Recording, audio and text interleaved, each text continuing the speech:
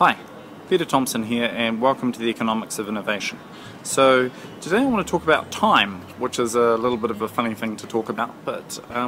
the Buddhists and anyone that's into Zen really often talks about getting into the moment, and in fact it's really just good common sense to pay attention to where you are now rather than always be kind of filtering things through what happened in the past or always kind of worrying about what's happening in the future, rather than for example in a relationship or in your work or whatever you're doing, to just kind of be here now. So that's great, but it's all kind of a little bit kind of, oh well, let's do some meditation and kind of be in the moment and the power of now, and it doesn't feel that practical. So been thinking a little bit, it's quite interesting to think about, say for example you're going on holiday,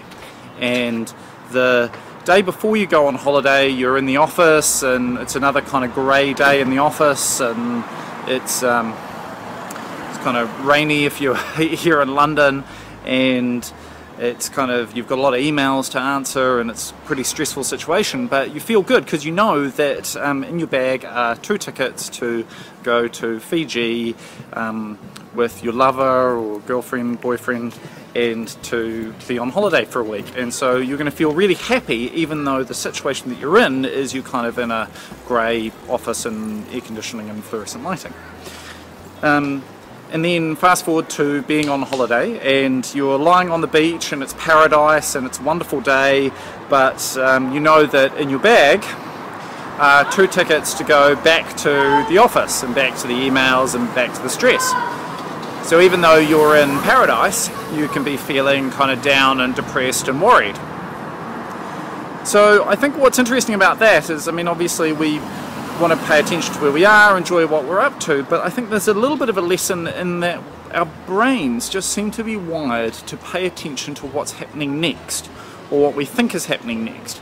So there's this saying that maybe what gives you who you are